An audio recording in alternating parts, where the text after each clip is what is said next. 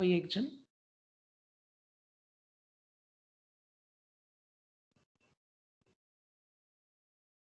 So I've started recording. Okay. तो start करते हैं। स्क्रीन शेयर हो जाए तो प्लीज बोल देना।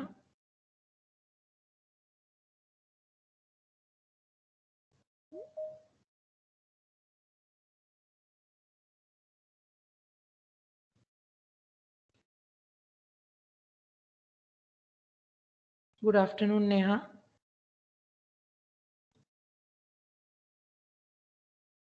चलो स्टार्ट करते हैं।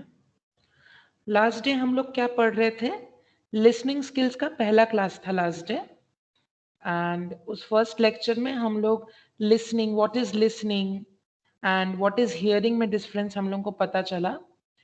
तो what is hearing and what is listening का बेसिक डिफरेंस क्या होता है? क्या कोई शेयर करना चाहेगा?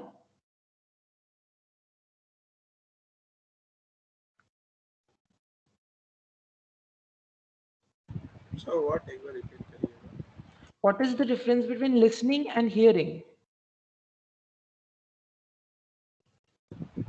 Listening in the means that हम लोग कुछ किसी के बारे में अगर कुछ पढ़ते तो हम लोग सुन रहे हैं, उसके बारे में सुनना. हियरिंग मतलब कोई कुछ बोल रहा तो उसको सुन रहे हैं. Okay. Snehesh, Sampad, Namita, you people were there in the last class, right? आप लोग बोलो.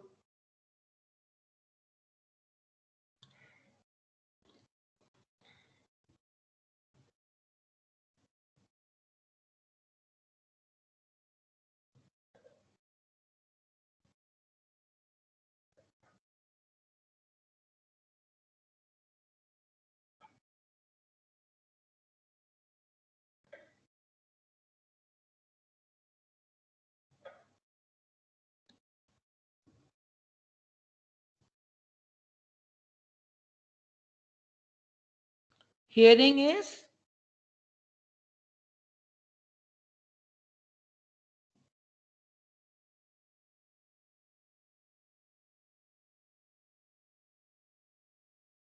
involuntary and listening is voluntary. voluntary. Why? हम लोगों के कान में जब कोई बात जाती है तो हम चाह के उसको बिना सुने रह सकते हैं क्या?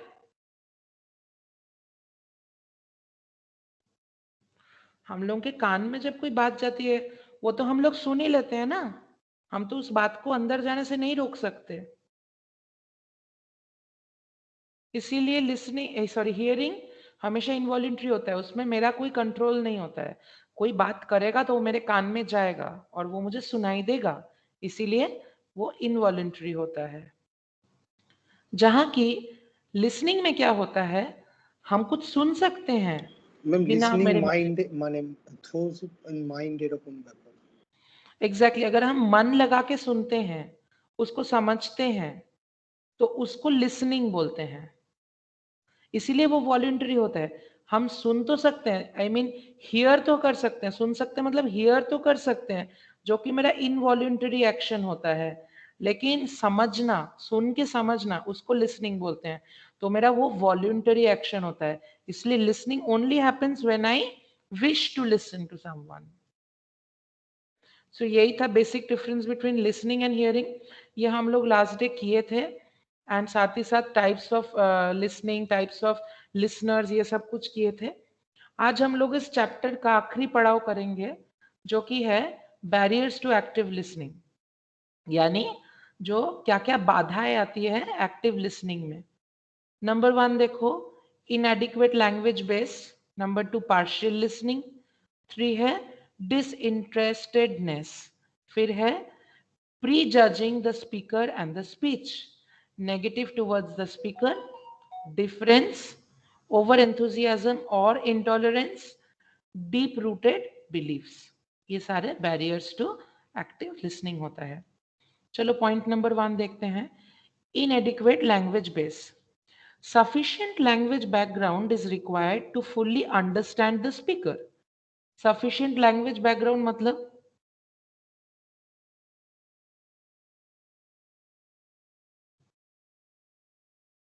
সহজে জানা কোনো ল্যাঙ্গুয়েজ এরকম কিছু হবে সহজে एग्जैक्टली exactly, जो कॉमन है सबके लिए, जो सबको समझ में आए, तो वैसा लैंग्वेज होना जरूरी है। आज अगर हम किसी ऐसी भाषा में बात करना चालू कर दे जो सबको नहीं आता है, तो आपको भी हम पढ़ा नहीं पाएंगे, अभी समझा नहीं पाएंगे। तो ऑब्वियसली एक सफिशिएंट लैंग्वेज बैकग्राउंड होना जरूरी है to fully understand the speaker. हम इधर बात करें तो हम स्पीकर हैं, मेरे को समझने के लिए एक अच्छा मतलब प्रॉपर सफिशिएंट लैंग्वेज बैकग्राउंड होना जरूरी है। Despite one's best efforts to क्या बोलते हैं intensely participate in the communication process, a lecture delivered for instance, मतलब हालांकि अपना बेस्ट एफर्ट लगा दो एक पार्टिसिपेट करने के लिए, किसमें, कम्युनिकेशन के प्रोसेस में। एक लेक्चर हम दे रहे हैं, अभी हम लेक्चर ही दे रहे हैं ना, फॉर इंस्टेंस मान लो, inadequate language base will act as a deterrent, यानी क्या बोलते हैं बेसिकली क्या हो जाएगा, अगर हम क्या बोलते हैं प्रॉपर लैंग्वेज बेस यूज नहीं करेंगे, एक ऐसा लैंग्वेज बेस जो सबको समझ में ना आए, तो फिर एक जन को समझ में आएगा, दूसरे को नहीं आएगा, तीसरे को भी शायद समझ में आए शायद ना आए, तो फिर मेरा कम्युनिकेशन प्रोसेस अधूरा रह जाएगा और एक्टिव लिसनिंग नहीं हो पाएगा। यही बोला जा रहा है।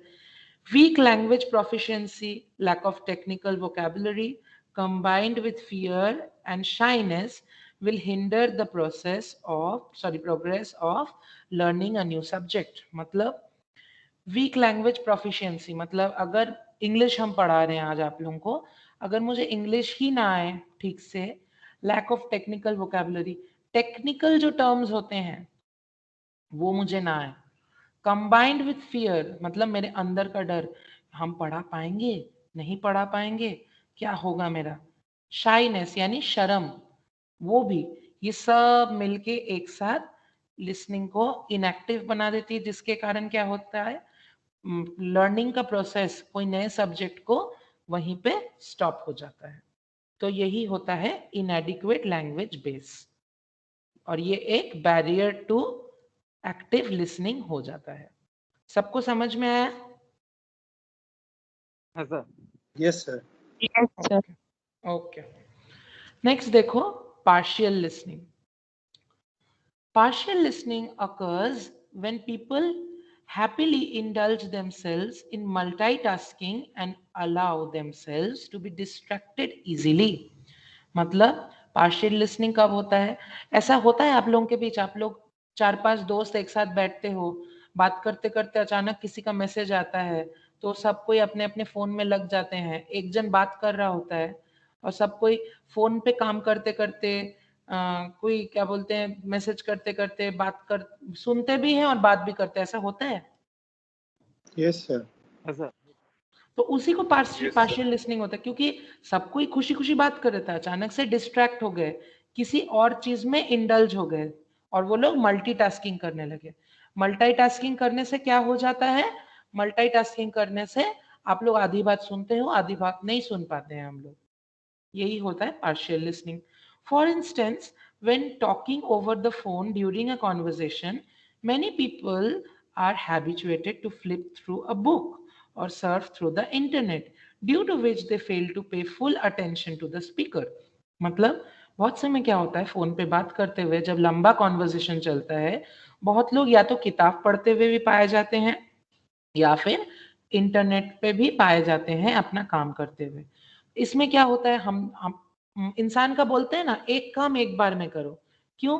मल्टीटास्किंग डेफिनेटली एक कॉन्सेप्ट है, लेकिन वो सबकी बस की बात नहीं है, एक साथ 2 काम या 3 काम या 4 काम करना। हम लोगों का दिमाग एक है, हम इसीलिए काम भी हमेशा एक बार में एक ही करना चाहिए। अगर 2 काम एक साथ करने जाओगे तो एक नहीं दोनों ही बिगड़ जाएंगे, और इसीलिए स्पीकर पे वो ठीक से ध्यान नहीं दे पाता है इंसान, और उसकी वजह से एक्टिव लिसनिंग नहीं हो पाती, जिसकी वजह से इस लिसनिंग को एक्टिव लिसनिंग ना कह के पार्शियल लिसनिंग कहा।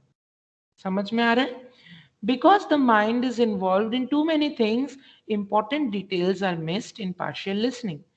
क्योंकि माइंड बहुत सारी चीजों में एक साथ लगने लग जाता है, इसीलिए इसे पार्शियल लिसनिंग कहा जाता है।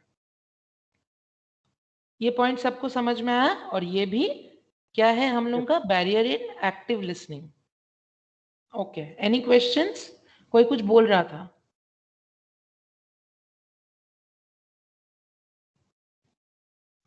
समझ में आया ना सबको? Yes sir. प्रज्ञा sir. को समझ में आया? Yes, sir.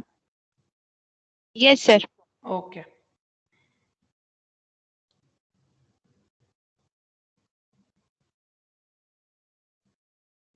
डिसइंटरेस्टेडनेस। डिसइंटरेस्टेडनेस क्या होता है? Lack of interest in the subject prevents one to pay complete attention. Students, for instance, may remember a pop song more easily than the name of an author.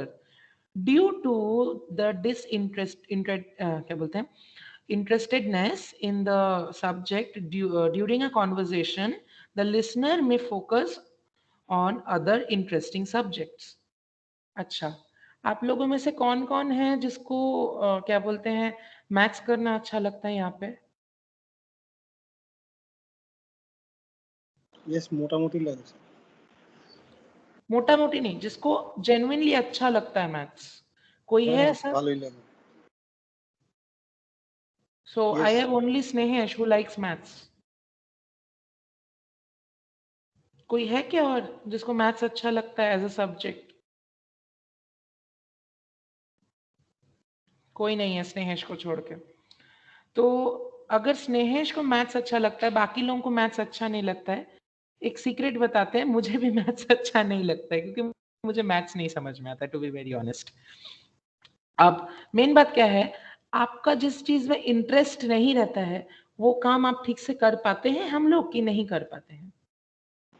नहीं कर पाते। नहीं कर पाते ना। आज मेरे को मैथ्स क्यों टफ लगता है, हम सीधी सीधी बात बोलते हैं, ऐसा नहीं है मुझे मैथ्स आता नहीं है, ऐसा है कि मुझे मैथ्स आते हुए भी नहीं आता है।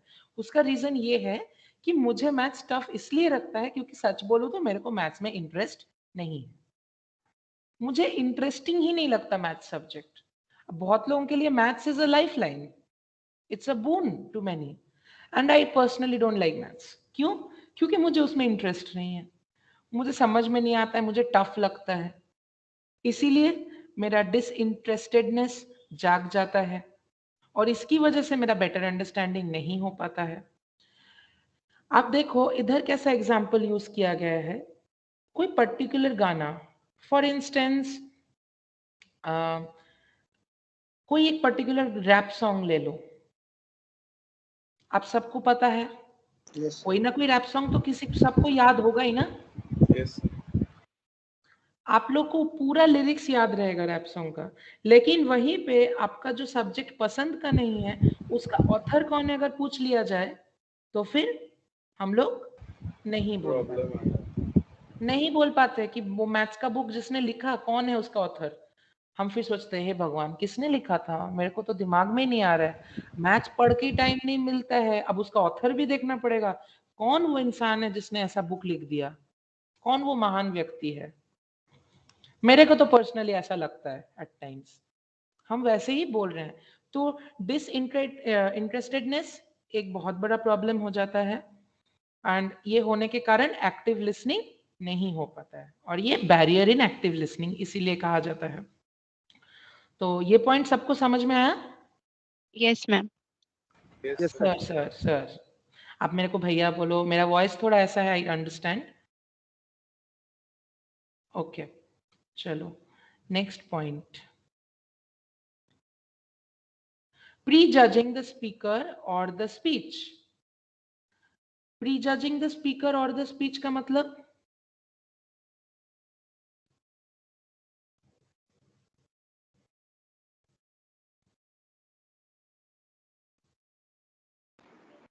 सर স্পিকারটাকে মানে ঠিকঠাক রাখতে বলা।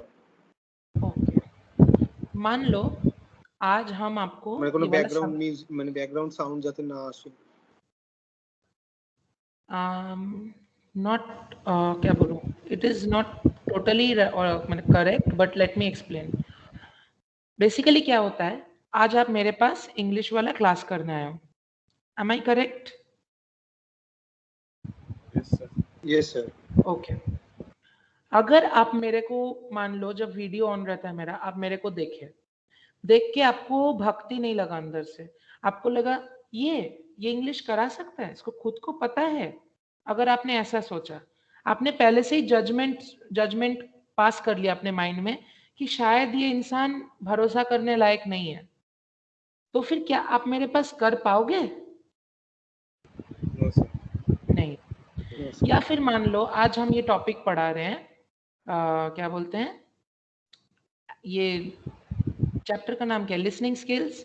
अगर आप सोचो कि ये वाला चैप्टर सर तो कभी नहीं करा सकते, अगर आप ऐसे सोच लो, तो फिर क्या आप कभी कर पाओगे? आप अगर पहले से ही जज कर लोगे कि मुझसे नहीं होने वाला है, या फिर मेरी जो बातें हैं उसको समझना नहीं है आपको, शायद हम समझा नहीं पाएंगे, आपको लग रहा है, तो क्या आप वो चीज मेरे पास कर पाओगे? No sir. No, sir. नहीं कर पाओगे। क्यों? क्योंकि आप तो प्री जज कर ले रहे हो मेरे को। प्री मतलब पहले, कोई काम होने से पहले पहले से जज कर। कर लो। तो इसीलिए कहा जाता है किसी को भी पहले से जज नहीं करना चाहिए, किसी की बात को भी पहले से जज नहीं करना चाहिए। वही यहाँ पे कहा जा रहा है।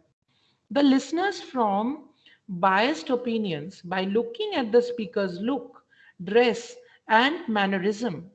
The bias against the speaker can be formed due to one's own gender and color preferences. Even the status of the speaker, depending on whether it is high or low, can affect the logical thinking of the listener. मतलब क्या होता है, कभी कभी हम लोग looks के ऊपर किसी को जज करते हैं, है ना? सर बॉडी आज शेमिंग अगर যেটা বলে बॉडी शेमिंग भी बोल सकते हो, that can obviously be a part. Looks के ऊपर जज करना मतलब ड्रेसिंग सेंस, मैनरिज्म, कैसे बिहेव करते हैं। अगर हम आज मान लो क्लास में, मेरा वीडियो ऑन हो तो आप लोग अगर देखोगे और आप देख रहे हो अचानक से कि हम क्लास में गुड आफ्टरनून बोल के जोर जोर से उबासी ले रहे हैं, हाथ पाँव अंगड़ाई ले रहे हैं, मतलब जिसको बोलते हैं हम लोग क्या बोलते हैं, स्ट्रेचिंग कर रहे हैं खुद का। फिर आप देखोगे हम ऐसे कपड़े पहने हुए हैं जो एक टीचर को पहनते हुए शोभा नहीं देता है, तो फिर आपको ऑब्वियसली लगेगा ना, ये मेरे को पढ़ाने आया है कि डिस्ट्रैक्ट करने आया है? आपको लगेगा ना कि ये पढ़ा नहीं सकता है। Yes, sir. ऑब्वियस सी बात है कि नहीं? Yes, sir. आज ऑब्वियस सी बात है ना।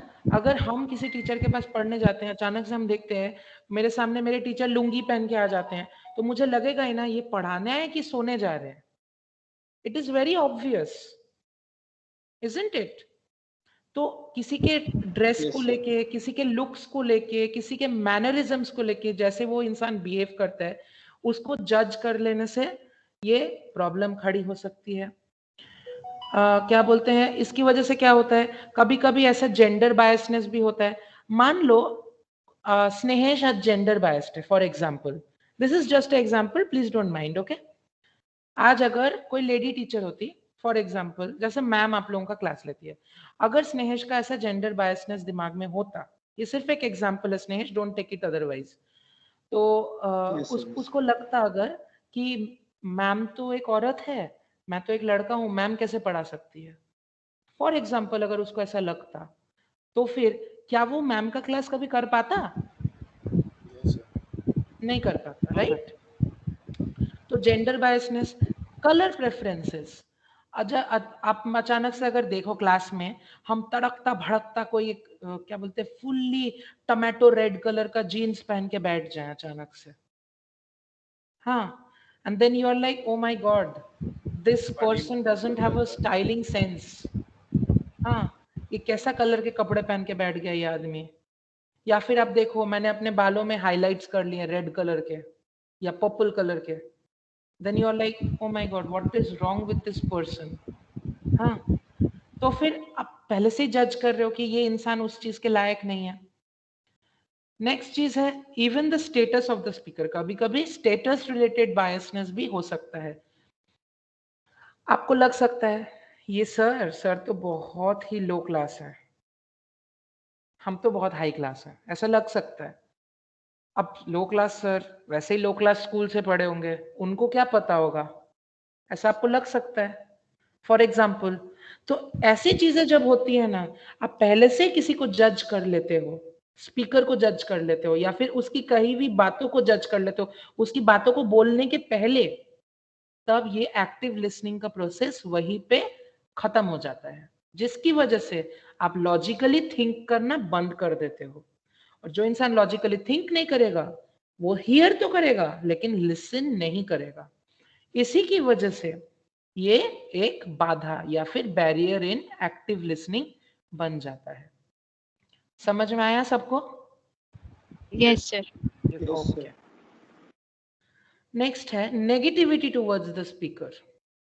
The major cause of poor listening is due to the listener's emotional, mental, psychological mindset। यानी एक बहुत बड़ा रीजन हो जाता है एक्टिव लिसनिंग की बाधा में।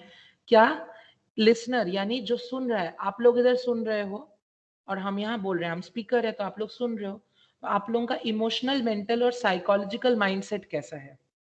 अगर अभी आप इमोशनली वीक हो, मान लो किसी के घर में कोई प्रॉब्लम हुआ है, हाँ, वो इमोशनल हो रखा है, हम अभी पढ़ा रहे हैं, मेरी पढ़ाई हुई बातें उस इंसान को समझ में आएगी कुछ? नहीं No, sir. नहीं आएगी। अगर वो मेंटली डिस्टर्ब्ड हुआ है तो उसको समझ में आएगा कुछ? No. नो नहीं No, आएगा।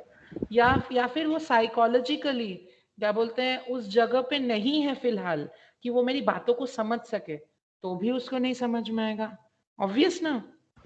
Yes, sir. यही बोला जा रहा है। If there is any dislike for the speaker and disapproval to his और her ideas, the listener will certainly reconstruct distorted and negative message.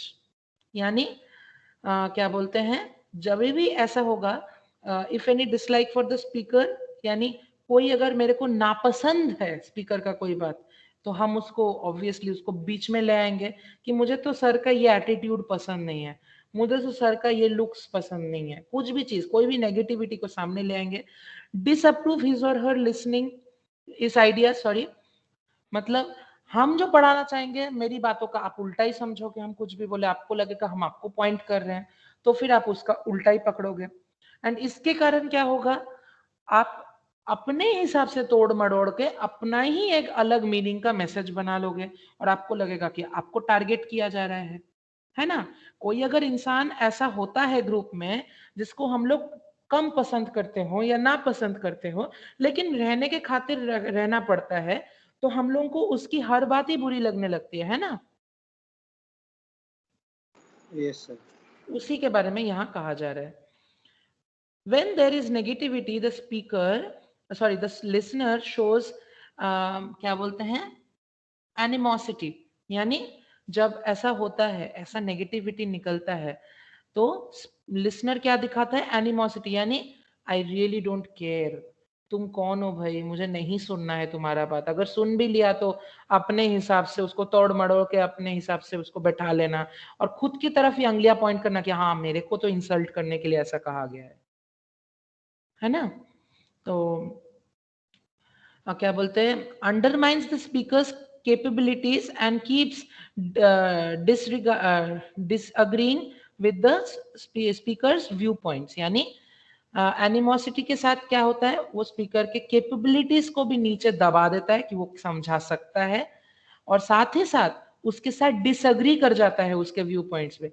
मान लो हम बोलते हैं मुझे लगता है कि आप लोगों को ये चैप्टर ज्यादा पढ़ना चाहिए, एग्जाम्पल दे रहे हैं, मुझे लगता है आप लोगों को ये चैप्टर बहुत पढ़ना चाहिए क्योंकि ये इस बार ये इधर से क्वेश्चन आएगा एग्जाम में।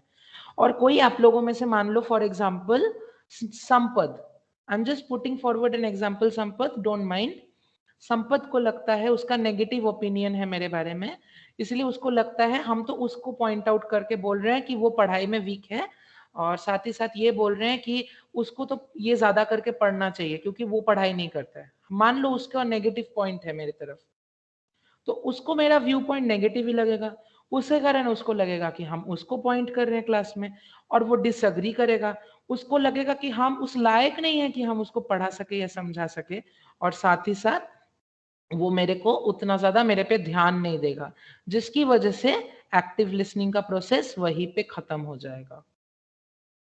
The listener will even go to the extent of ridiculing, insulting and humiliating the speaker in public।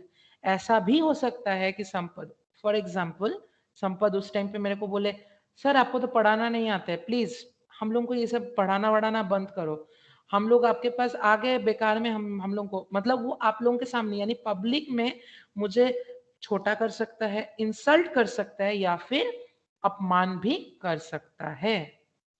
तो ऐसा करने से क्या होगा, हम लोगों का एक्टिव लिसनिंग का प्रोसेस वहीं पे बाधा पड़ जाएगी। समझ में आया सबको? Yes, sir. Yes, sir. Okay, चलो नेक्स्ट है डिफरेंस। सॉरी, एक second, just a minute.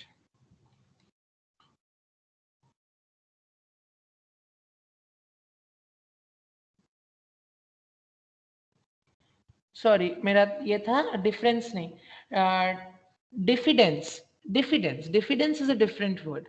Some listeners suffer from a defeatist attitude, यानी हरा दिया। डिफिडेंस यानी हरा देना। डिफीट सुना है ना आप लोगों ने? Yes, sir. DEFEAT, defeat, right? Hara. तो डिफीट से ही आता है डिफीटिस्ट और डिफीट से ही आता है डिफिडेंस, यानी हरा दिया। Some listeners suffered from a defeatist attitude, hence underestimate their self capabilities and decide in advance they cannot understand. यानी कुछ लोग ऐसा डिफीटिस्ट एटीट्यूड में भुगते हैं और उसकी वजह से वो लोग खुद को अंडर एस्टिमेट करते हैं, खुद की क्वालिटीज एंड पावर को अंडर एस्टिमेट करते हुए ये सोचते हैं पहले से ही, प्रायर या फिर एडवांस में सोच लेते हैं कि we can not understand what they are going to say. अगर आप पहले से ही सोच लो, मान लो संपद फॉर एग्जाम्पल में पहले से ही सोच लेता है कि आज सर जो पढ़ाने वाले हैं मुझे नहीं समझ में आएगा, मुझ में वो ताकत नहीं है कि मैं समझ लूं, तो फिर वो पहले से ही हार मान जा रहा है। जो पहले से ही हार मान जा रहा है, क्या वो पढ़ाई कर सकता है? No sir. नहीं कर सकता है। वही यहाँ पे कहा जा रहा है। Mostly new students and participants in a conference suffer from this kind of self-defeatance and affect the listening process.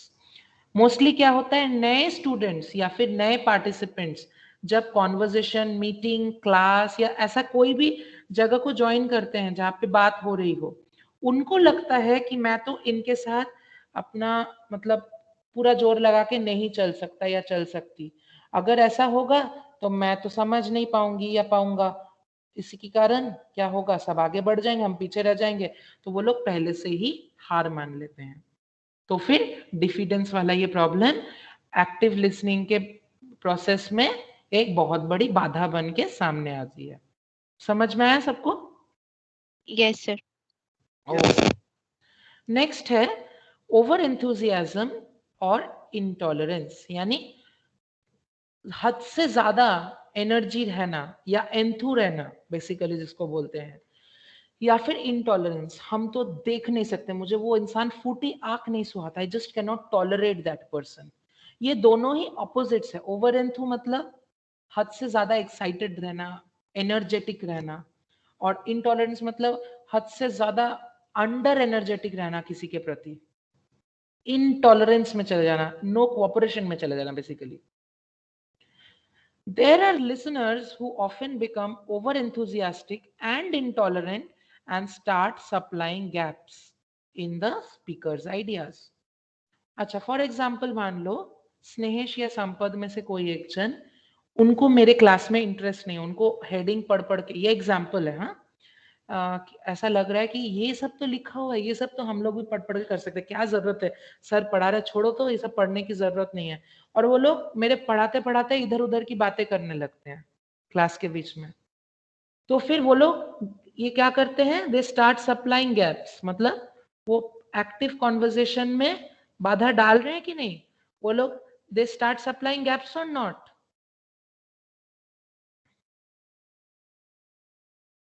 वो तो बाधा Yes, डाल ही sir. रहे हैं ना, Yes, sir.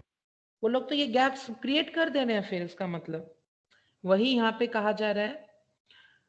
This generally comes out of impatience from the listener's side who finds the speaker slow to communicate his or her ideas. ये तब होता है जब जो सुन रहा है, जो लिसनर है, उसको लगता है स्पीकर धीरे धीरे बोल रहा है, या ज्यादा एक्सप्लेन कर रहा है, या फिर ज्यादा ओवर एग्जैजरेट कर रहा है अपने आइडियाज को या अपने पॉइंट ऑफ व्यू को, ये तभी होता है. So the listener advances the questions and interferes quickly, preventing the speaker to finish the talk on his or her own pace. यानी तब बीच में वो इंसान कूद जाता है, चलती ट्रेन में वो इंसान चढ़ जाता है या बीच में कूद पड़ता है और अपने आइडियाज, अपने क्वेश्चंस पूछने लगता है और इंटरफेयर करता है, जिसकी वजह से क्या होता है, एक्टिव लिसनिंग डिस्टर्ब होता है, क्लास डिस्टर्ब होता है, सब कोई डिस्टर्ब होते हैं. इनफैक्ट स्पीकर को उसके अपने तरीके से उसके डेजिग्नेटेड टाइम के अंदर खत्म करने का मौका ही नहीं मिलता है. The listener assumes the speaker's flow of thoughts in advance and impedes his or her own mind from active listening. मतलब वो पहले से ही सोच लेता है, अरे ये तो यही बोलने वाले हैं, अरे वो तो वही बोलने वाले हैं, और वो मौका ही नहीं देता स्पीकर को अपनी बात खत्म करने का, भले ही वो कुछ और चाहे ना क्यों बोलने की कोशिश कर रहा हो, तो उसको मौका ही नहीं देता. और उसकी वजह से क्या होता है, वो इंसान पहले ही पूरा चीज को बर्बाद कर देता है. उसकी वजह से एक्टिव लिसनिंग के प्रोसेस में एक बैरियर क्रिएट हो जाता है. समझ में आया सबको? Yes, sir. Yes sir. Okay. Next point है deep rooted beliefs. Deep rooted beliefs का क्या मतलब होता है, कोई समझाओ मेरे को.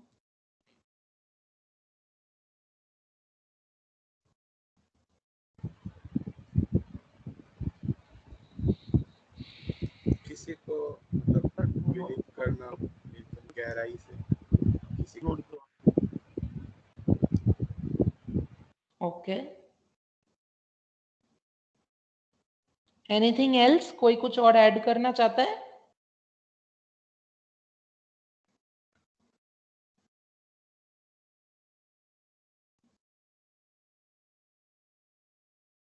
कोई भी कुछ भी ऐड करना चाहता है? और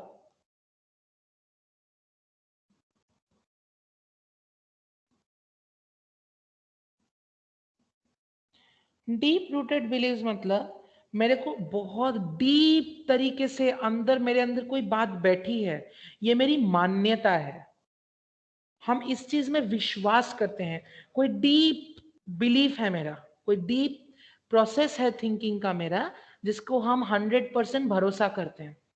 अच्छा, आप लोगों में से कोई है जो ये मानता है कि बिल्ली का रास्ता काट देने से नहीं क्रॉस करना चाहिए? सुने हैं. ना सर. एनीवन? कुसंस्कार. अच्छा, कोई ऐसा है जो ऐसा मानता है कि किसी को एक दूसरे के हाथ में हरी मिर्ची या छुरी या चाकू नहीं देना चाहिए, या फिर कैंची नहीं देनी चाहिए?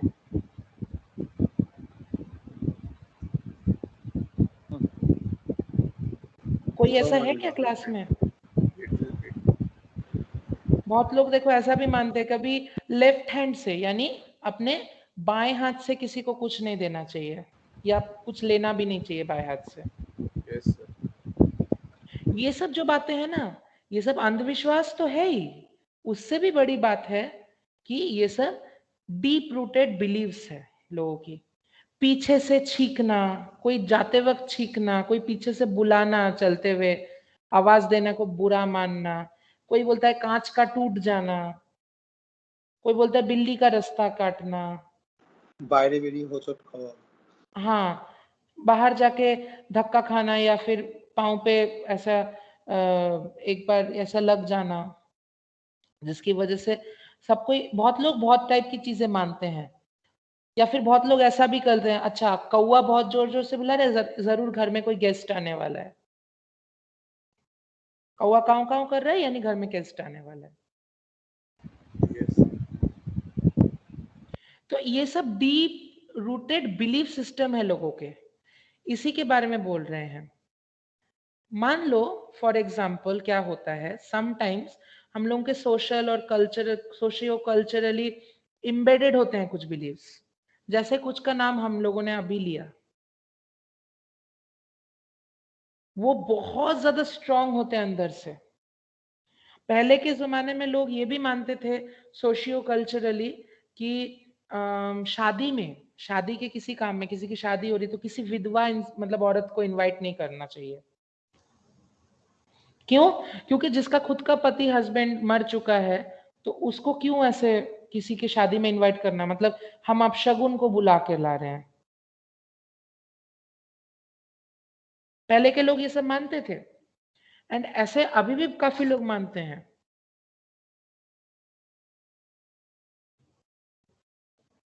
तो ये जब जो चीजें होती है ना, ये एक्टिव लिसनिंग में बहुत बड़ी बाधा क्रिएट कर देती है।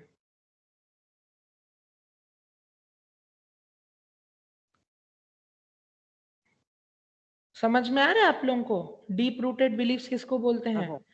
अगर मान लो क्लास में ऐसा कभी होता है, हम कोई चीज आपको सिखा रहे हैं, हाँ, या हम कोई टॉपिक पढ़ा रहे हैं, लेकिन आपका अंदर से डीप रूटेड बिलीफ है कि आज ये टॉपिक में ये वाली बात ऐसे नहीं होती है, हम जो सोच रहे हैं वही होता है, ऐसा कोई अंदर से आपको कोई अंदर से बात है ऐसी, तब आप वो कभी कर पाओगे?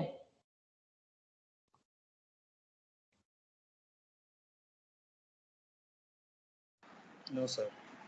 नहीं कर पाओगे। क्यों? क्योंकि आपका डीप रूटेड जो बिलीफ सिस्टम है ना, वो आपको कभी मानने ही नहीं देगा।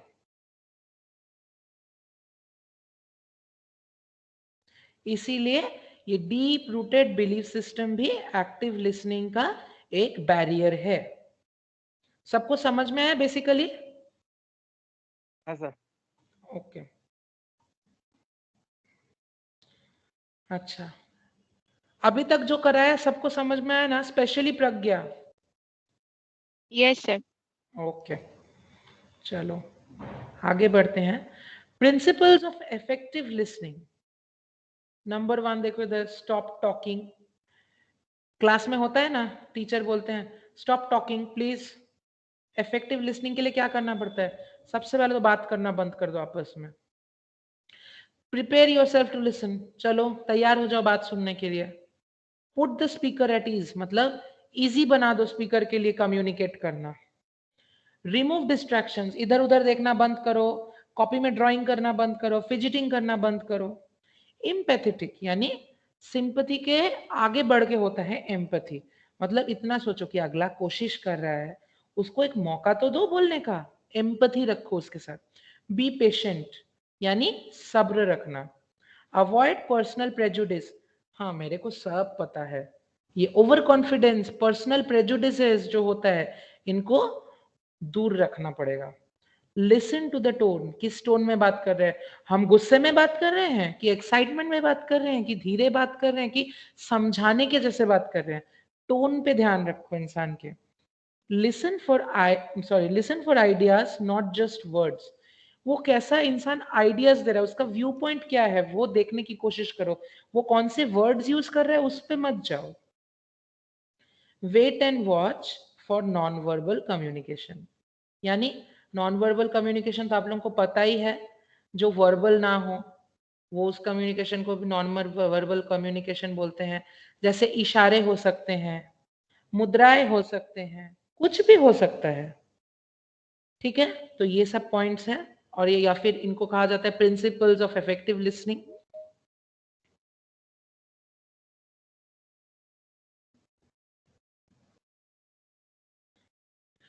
तो नंबर 1 देखो, stop talking, don't talk, listen. If we were supposed to talk more than we listen, we would have 2 tongues and 1 ear.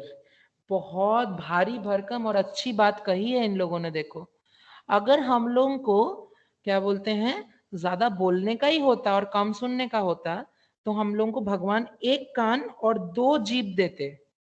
हम लोगों को भगवान ने 1 जीभ और 2 कान दिए है ना, इसका मतलब भगवान भी बोलना चाह रहे हैं कि सुनो ज्यादा और बोलो कम। When somebody else is talking, listen to what they were saying. जब दूसरा कोई बोल रहा है उसकी बात को पहले सुनो, वो क्या बोल रहा है। Do not interrupt, बीच में मत बोलो। Talk to them or finish their sentence.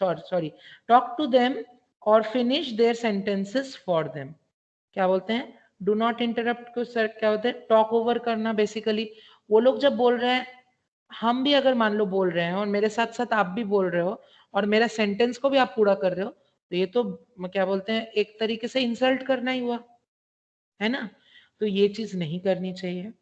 Stop just listen, यानी बंद हो जाओ, आप अपना उल्टा पुल्टा काम करना बंद कर दो और साथ ही साथ सुनना चालू कर दो।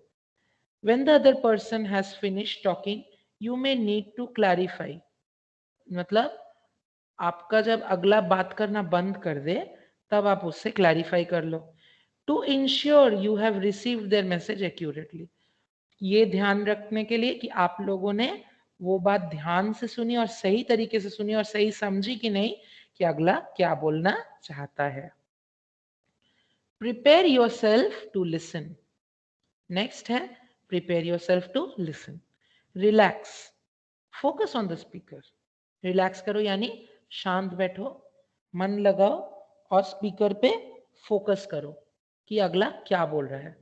Put other things out of your mind, मतलब बाकी इधर उधर की बातें दिमाग से एक बार के लिए निकाल दो।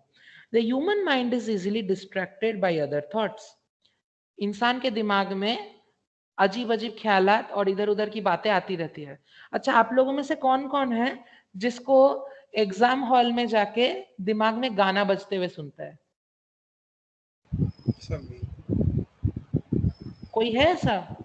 Yes, sir, me. मेरे को तो होता है। अचानक से हम एग्जाम हॉल में जब भी जाते हैं ना, हम लिखना चालू करते हैं, अचानक से दिमाग में कहीं से कोई गाना बजना चालू हो जाता है एंड हम अचानक से उसको याद करते रहते, क्या हो गया क्या हो गया। तो वही बोल रहे हैं इधर, माइंड कैरी अवे हो जाता है ना, थॉट्स कैरी अवे कर देते हैं इंसान को। What's for lunch, what time do I need to leave to catch my train और bus, is it going to rain. Try to put other thoughts of the mind and concentrate on the message that are being communicated. यानी अगर class में अगर आप बैठ के सोच रहे हो, फॉर एग्जाम्पल, हम एग्जाम्पल के तौर पे यूज कर रहे हैं, कोई माइंड मत करना। मान लो क्लास में रौनक बैठ के सोच रहा है कि कब क्लास खत्म होगा, कब मैं जाऊंगा, कब मेरे को भूख लगी है, कब मैं कुछ खाऊंगा, जल्दी होगा कि नहीं। अगर आप यही सोचते रहोगे, फॉर एग्जाम्पल मैंने बोला, तो फिर आप कभी सुन भी नहीं पाओगे, आपका इधर क्लास करना भी ठीक से नहीं होगा और उधर आपका लंच करना भी ठीक से नहीं होगा। तो ऑब्वियसली आपको समझने के लिए पहले सुनना पड़ेगा, तो ये सब बातों को साइड में रखना पड़ेगा और सुनने पे ध्यान देना पड़ेगा। Put the speaker at ease. Next है स्पीकर के लिए ये कम्युनिकेशन का प्रोसेस इजी बना दो। Help the speaker to feel free to speak, मतलब स्पीकर को हेल्प करो कि उसको इजी तरीके से वो बात कर सके, उसको घबराहट ना हो आपसे बात करने के लिए। Remember there needs and concerns. Remember there needs and concerns, basically उनकी क्या जरूरतें हैं और वो किस चीज को लेके कंसर्न्ड है, किस चीज को लेके उनका ध्यान है, किस चीज पे। Nod or use other gestures or words to encourage them to continue.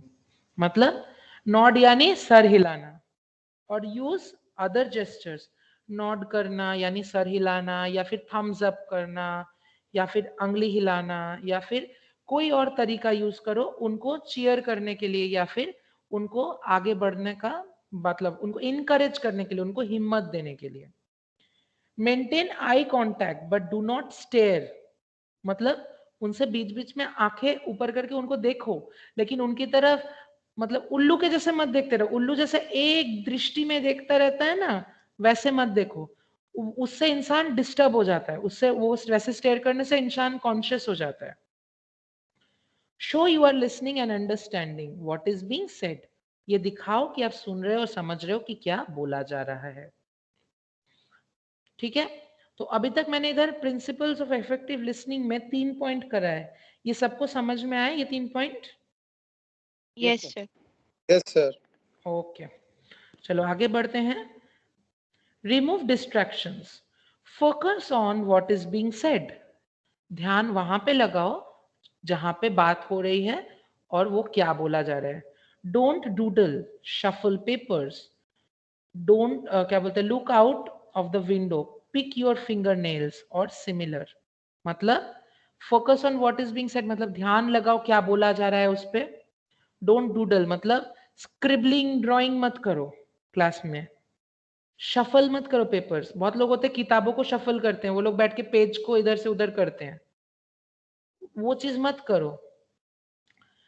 खिड़की से बाहर मत देखो, अपनी अंगुलियों से मत खेलो, या फिर क्या बोलते हैं सिमिलर, सिमिलर यानी क्या क्या कर सकते हैं, कान खुजलाना, सर खुजलाना, सो जाना, कोई कोई तो नाक भी खुजलाना चालू कर देता है क्लास में, ये सब मत करो। अपने डिस्ट्रैक्शंस को हटाओ और जो बात हो रही है उस पर ध्यान दो। अवॉइड अननेसेसरी इंटरप्शंस, मतलब बेकार में बीच में बाधा मत डालो, बेकार में इंटरप्ट मत करो। These behaviors disrupt the listening process and send message to the speaker that you are bored and distracted. मतलब अगर आप ऐसे करते हो तो फिर आप लिसनिंग प्रोसेस को तो ना सिर्फ बाधा डाल ही रहे हो, बल्कि स्पीकर को भी ये समझा दे रहे हो कि आप मेरे को बोर कर रहे हो, और साथ ही साथ क्या बोलते हैं उसको भी डिस्ट्रैक्ट कर दे रहे हो, उसको भी उसके रास्ते से हटा दे रहे हो। समझ में आया? Yes, sir. Okay. Yes, sir. Empathize. Try to understand the other person's point of view. अगले का व्यू पॉइंट समझने की कोशिश करो। Look at issues from their perspective. उनकी आंखों से उनके पॉइंट को देखो, अपनी आंखों से तो देखो ही, लेकिन उनकी आंखों से भी उस चीज को देखो। Let go of the preconceived ideas. यानी पहले से जो आपने सोच के रखा है उन आइडियाज को जाने दो, छोड़ दो। By having an option, by having an open mind, we can more fully empathize with the speaker. मतलब अगर दिमाग को हम ओपन रखेंगे, खुला हुआ रखेंगे, अलाउ करेंगे, तो फिर हम लोग एम्पथी रख पाएंगे स्पीकर के साथ। If the speaker says something that you disagree with, then wait and construct an argument to the counter what is said, but keep an open mind to their views and opinions of others. मतलब अगर आपको speaker की कोई बात सही नहीं लगे या फिर आप उसके साथ सहमत नहीं हो, आप वेट करो, उसको बात खत्म करने दो, फिर उसके साथ झगड़ा नहीं, आर्ग्यूमेंट मतलब इधर हेल्दी आर्ग्यूमेंट की बात कर रहे हैं, उसके साथ डिबेट करो, बेसिकली एक काउंटर डिबेट करो उसके साथ, लेकिन अपना दिमाग को खुला रखते हुए अगले का व्यू पॉइंट्स और दूसरे के ओपिनियंस को ध्यान में या नजर में रखते हुए। समझ में आया?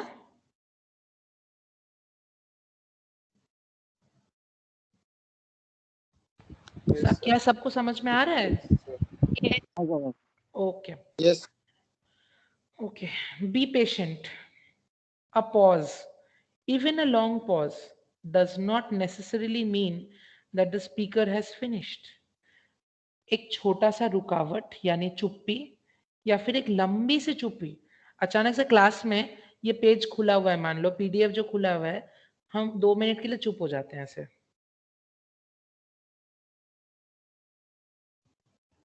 हम थोड़ी देर के लिए चुप हो गए थे, अब अगर हम लंबे समय के लिए चुप हो जाएं ऐसे ही,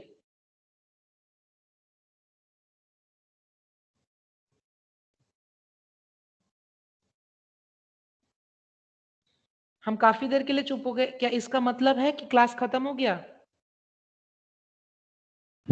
हाँ सर। No, sir. यानी स्पीकर की चुप्पी का ये मतलब कभी नहीं होता है कि उसका बोलना या समझाना खत्म हो गया है। Be patient and let the speaker continue in their own time. Obviously मुझे अपना टाइम लगेगा समझाने में, बोलने में, तो स्पीकर को अपना टाइम देना जरूरी है। Sometimes it takes time to formulate what to say and how to say it. कभी कभी टाइम लगता है ये समझाने में कि क्या बोलना है और कैसे बोलना है। नेवर इंटरप्ट और finish a sentence for someone.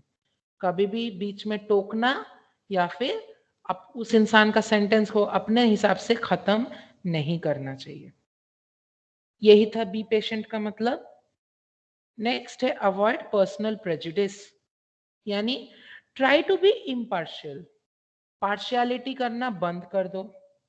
Don't become irritated and don't let the other person's habits or mannerisms distract you from what the speaker is really saying. मतलब आप इरिटेट मत हो और अगले के हैबिट्स और जो उसकी हरकतें हैं उसको नजरअंदाज करते हुए जो स्पीकर बोल रहा है उस पर ज्यादा फोकस करो. Everybody has a different way of speaking. Some people, for example, are more nervous and shy than others. Some have regional accents and make excessive arm movements. Some like to pace with whilst talking. Others like to sit still. Focus on what is being said and try to ignore styles of delivery. मतलब सबका अपना अपना तरीका है समझाने का. कोई हाथ हिला के बोलता है, कोई थोड़ा डर डर के बोलता है, कोई शर्माता है तो कोई चेहरे के एक्सप्रेशंस बदल के बोलता है, कोई धीरे बोलता है तो कोई फास्ट बोलता है, लेकिन सब अपने हिसाब से बोलते हैं. इस चीज पे फोकस करो कि वो क्या समझाना चाहता है, इस चीज पे नहीं कि वो क्या किस तरीके से बोल रहा है. समझ में आया? Yes, sir. Okay. Listen to the tone. Volume and tone both add to what someone is saying. Volume और tone ये दोनों ही add करते हैं कि क्या बोल रहा है कोई इंसान. A good speaker will use both volume and tone on their advantage. मतलब वो लोग एक वॉल्यूम और टोन को अपने एडवांटेज में यूज करेगा एक स्पीकर, अच्छा speaker, to keep the audience attentive रखने के लिए, सबका ध्यान अपनी तरफ आकर्षित करने के लिए. Everybody will use pitch, tone and volume of voice to certain situations.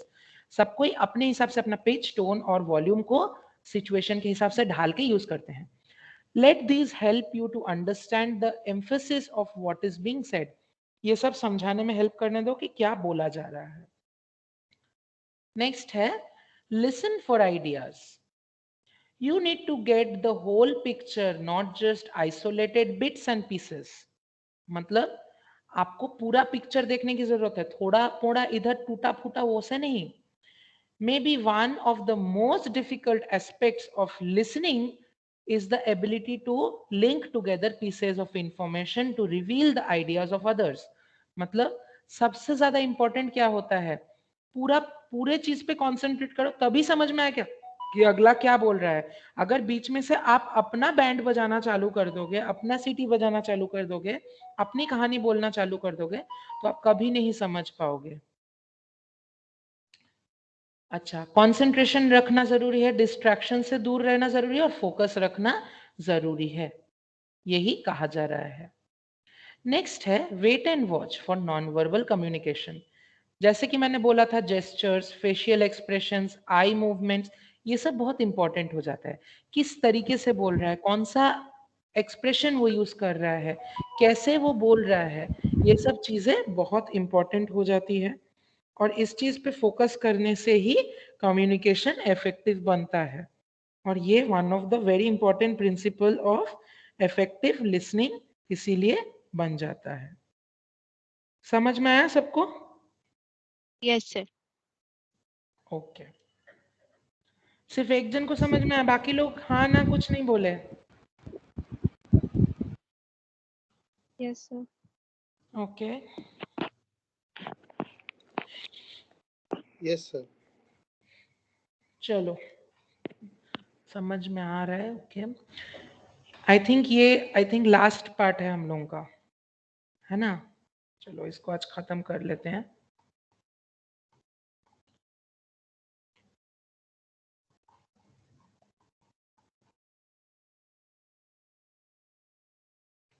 Barriers to effective listening. क्या क्या बाधाएं हैं इफेक्टिव लिसनिंग में?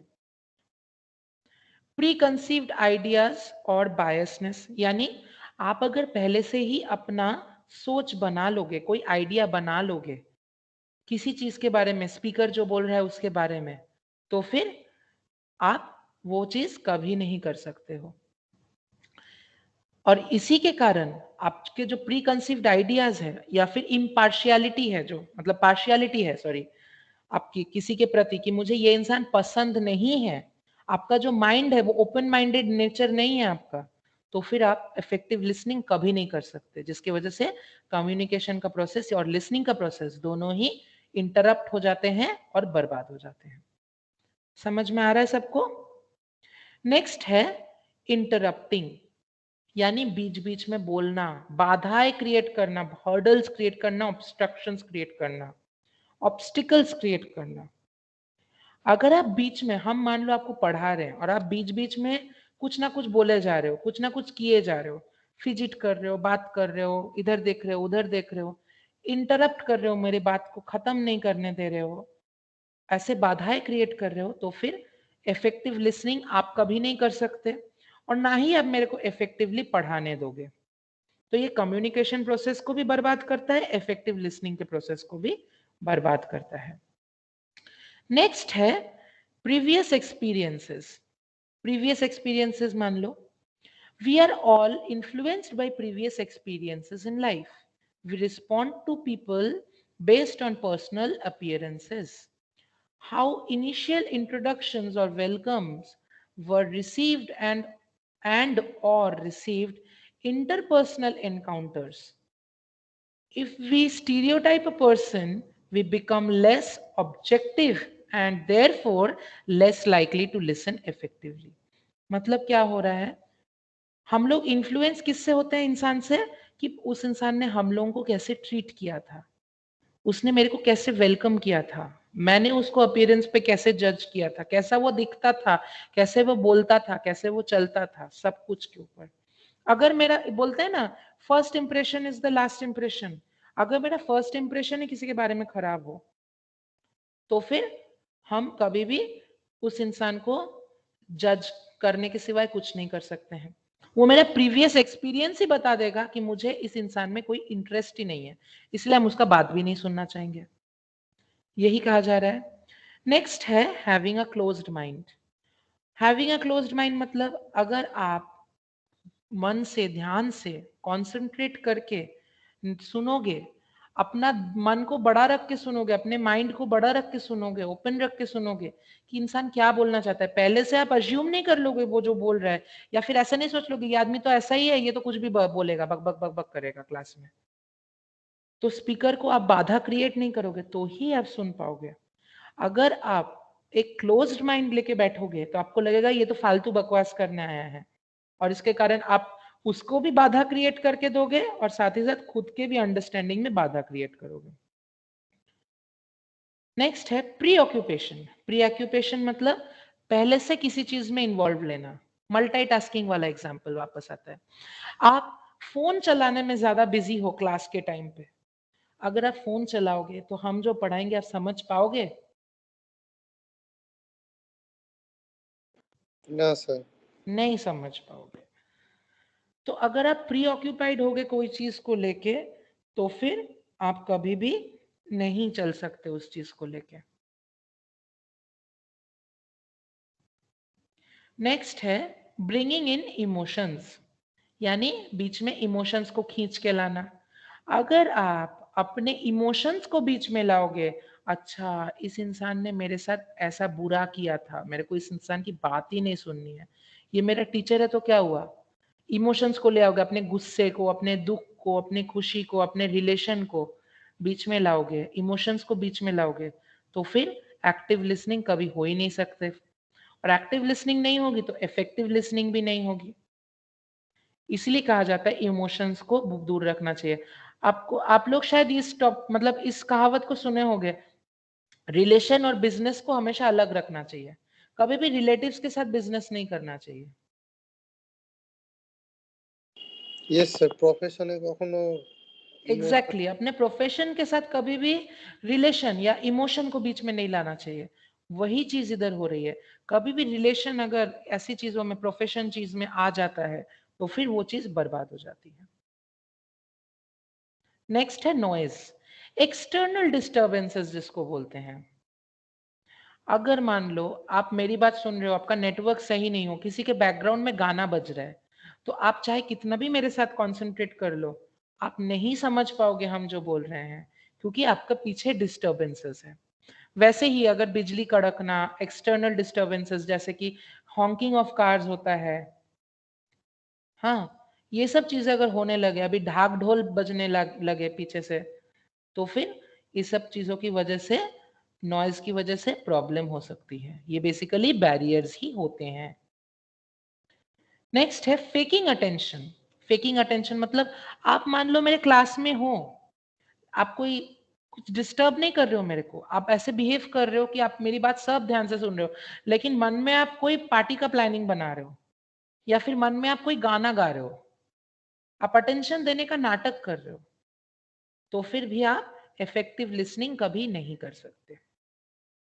नेक्स्ट है वही इमोशन वाला ही बात आ रहा है वापस, बिकमिंग इमोशनल। आप अगर मेरी बात को सुन के मन से लगा लोगे और अपना इमोशंस को बीच में ले आओगे, तो फिर इफेक्टिव लिसनिंग कभी नहीं होगी। हम अपने बात को अंजाम तक पहुंचा ही नहीं पाएंगे जिसके पहले कि आप एक प्री कंसीव नोशन लेके चलना चालू कर दोगे। नेक्स्ट है to avoid jumping to conclusions, मतलब पहले से ही कंक्लूजन ड्रॉ करना, अच्छा मेरे को ऐसे बोला का इसका मतलब है मेरे को इंसल्ट किया। अगर आप पहले सुनोगे तो हम बोल रहे हैं एग्जाम्पल है कि नहीं। अगर अभी मान लो स्नेहेश या फिर संपत को लेके हम एग्जाम्पल बना रहे थे, रौनक सिंह को भी लेके मैंने एग्जाम्पल बनाया, अगर आप लोग सोच लो कि अच्छा हम लोगों को लेके एग्जाम्पल बनाया, इसका मतलब जरूर हम लोग को इंसल्ट करना चाहते हैं, तो आप पहले से अगर कंक्लूजन में जंप कर जाओगे फॉर एग्जाम्पल, तो फिर आप कभी भी मेरे बात पे ध्यान नहीं दोगे। उसका मतलब आपका इफेक्टिव लिसनिंग का प्रोसेस वहीं पे खत्म हो जाएगा, और ये एक बहुत बड़ी बाधा बन जाती है। And last but not the least, distractions. अच्छा, खिड़की के बाहर कौन खड़ा है, चलो देखते हैं। अरे इतनी अच्छी खुशबू, किसके घर में आज बिरयानी बन रही है, देखो खुशबू आ रही है, डिस्ट्रैक्शन। अरे मेरे मोबाइल पे एक व्हाट्सएप पे किसी ने मैसेज किया, एक बार देख लो क्लास के बीच में, डिस्ट्रैक्शन। तो आपका माइंड जहां जहां डाइवर्ट होता है, जो इफेक्टिव लिसनिंग के प्रोसेस को एंड कर देती है, मल्टीटास्किंग में आपको इन्वॉल्व कर देती है, वो सारा डिस्ट्रैक्शंस कहलाती हैं। एंड इसी की वजह से आप लोगों को डिस्टर्बेंसेस होते हैं। बेसिकली ये चैप्टर यही पे खत्म किया जाता है। इधर क्या लिखा है, ways to improve listening skills में क्या क्या है देखो। Provide clues that you are actively involved, concentrate, refrain from formulating an immediate response। चलो एक एक करके एक्सप्लेन कर देते हैं। provide clues that you are actively involved, मतलब आप अगर गर्दन हिलाओगे, आप समझने की कोशिश करोगे, आप कोई ऐसा एक्सप्रेशन प्रोवाइड करोगे मेरे को कि आप सुन रहे हो, आप रिस्पॉन्ड करोगे क्लास में, तो फिर मुझे समझ में आएगा कि आप एक्टिवली सुन रहे हो, और इससे आपका लिसनिंग स्किल्स इंप्रूव होगा। अगर आप कंसंट्रेट करोगे तो ऑब्वियसली आप सुनोगे, जो सुनता है उसे समझ में आता है, और जो जिसको समझ में आता है वो समझा भी पाता है। तो कंसंट्रेट करना बहुत जरूरी है। Refrain from formulating an immediate response, हम बोलते ही इमीडिएटली मेरे को काटने के लिए दौड़ना, या फिर एक रिस्पॉन्स देना, रिप्लाई देना, फीडबैक देना जरूरी नहीं है। अगर हम बोलते हैं कोई चीज, वेट करो मेरा बात खत्म होना दो फिर आप बोलो, यानी इमीडिएट रिस्पॉन्स की जरूरत नहीं होती है। आप फटाक से रिस्पॉन्स मत दो, पहले पूरी चीज को सुनो समझो, उसके बाद रिस्पॉन्स करो। नेक्स्ट है try to prepare beforehand, मतलब पहले से तैयार होके रहो। अगर आप पहले से तैयार ही नहीं होगे या पहले से रेडी ही नहीं होगे, तो फिर आपको कभी समझ में ही नहीं आएगा कि क्या हो रहा है। Be prepare to accept revisions, मान लो कोई चीज को हम दोबारा पढ़ा रहे हैं, तो आप एक बार रिवीजन कर लो ना। ऐसा तो नहीं है कि हम आगे नहीं बढ़ेंगे, हम थोड़ी ना बोल रहे कि हम आपका पढ़ाई नहीं करवाएंगे, सिलेबस कंप्लीट नहीं करेंगे। अगर कोई चीज दूसरी बार हो रही है तो आपके लिए ज्यादा अच्छा चांस हुआ उस चीज को फिर से दोबारा से जानने का, आपको अपना क्या बोलते हैं डाउट्स क्लियर करने का। तो रिवीजन के लिए एक्सेप्टिंग होना चाहिए और प्रिपेयर्ड होना चाहिए। इससे क्या होता है, एक्टिव लिसनिंग बढ़ता है और उससे लिसनिंग स्किल्स डेवलप होते हैं। Be sure the environment is conductive to listen, obviously आप बीच रास्ते पे ट्रैफिक जाम के बीच में जाके तो क्लास नहीं करोगे ना, क्योंकि वहां पे इतना सारा डिस्टर्बेंसेस होगा। तो एनवायरमेंट ऐसा चूज करो, एक सेपरेट रूम मान लो, एक अपना स्टडी टेबल मान लो, वहीं पे बैठ के जहाँ पे आवाज कम हो, डिस्ट्रैक्शन डिस्टर्बेंसेस कम हो, वहां पे क्लास करो। तो फिर वैसे जहाँ पे हम आपसे बोल सके, आप समझ सको, सुन सको, तो ऐसे एनवायरमेंट में रहने से आपका एक्टिव लिसनिंग होगा, जिसकी वजह से आपका इफेक्टिव लिसनिंग होगा और इसी से आपका लिसनिंग स्किल्स और भी बढ़ जाएगा और इम्प्रूव होगा।